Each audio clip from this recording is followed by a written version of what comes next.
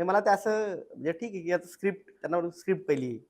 आता तडजोड स्क्रिप्ट वाचल्यानंतर आपल्यापुढे एक चित्र समोर राहतं. जसं एखाद्या चित्रकाराला आपण पेंटिंग करून काय डिटेलिंग करता येईल, तसं आर्ट डायरेक्टरला आपल्याला पूर्ण एक व्हिज्युअल त्याच्यासमोर दिसत असतं.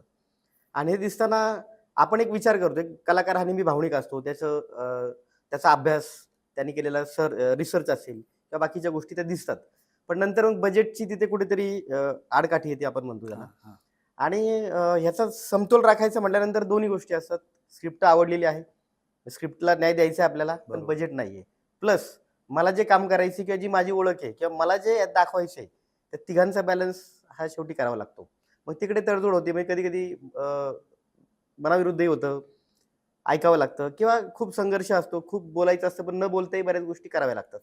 असाही अनुभव येतो. हां, म्हणजे काही करून ती कलाकृती म्हणजे स्क्रिप्ट आवडली आणि ती कलाकृती आपल्याला साकारायची असते. हे तुम्ही करताच. हो, हो, हो. भरपूर म्हणजे क्षणोक्षणी ते दिसतं. कारण होतं काय, की समजा एखादा सिनेमा आहे, मग कला दिग्दर्शक पाहिजे. म्हणजे होतं काय त्याच्यामध्ये, की फोन फिरवले जातात. हां, कोण आहे कला दिग्दर्शक 4-5 जण आहेत. कोण-कोण जवळचं आहे. हां, संदीप आपण एक सिनेमा करतोय आणि किती बजेट घेशील? म्हणजे असं विचारल्यावरती मलाच हसायला येतं, की हा कुठला किती बजेट घेशील म्हणजे काय? तुम्ही अगोदर सांगा, की सिनेमा काय आहे? लोकेशन काय आहेत? कुठे करणार आहोत? आणि हे झाल्यानंतर मग नाही, नाही तरी पण आम्हाला एक सध्या आम्ही लगेच बसलोय आणि त्याच्यावरती बजेट लिहायचं आम्हाला लगेच तासाभरात द्यायचंय. ठीक आहे, XYZ आम्ही असं बजेट घेईल.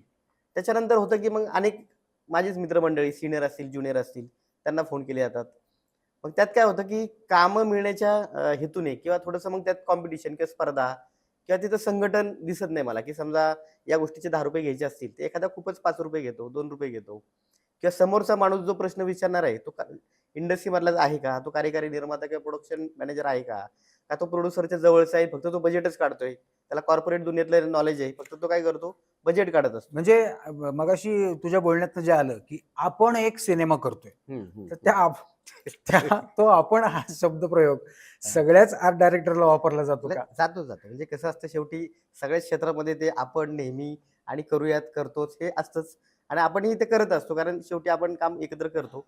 पण होतं काय, की असंघटित होण्याचं कारणच ते आहे, की म्हणजे सगळेच कला दिग्दर्शक असतील, हे असतील, की त्या लोकांनाही ते कळायला पाहिजे, की आता कुठला माणूस कुठला काम करतोय, ते कुठल्या उंचीचा आहे, त्याचा अनुभव काय आहे, त्यानुसार ते विचारलं पाहिजे. ह्यात थोडं असंघटन मला नेहमी दिसतं याच्यामध्ये.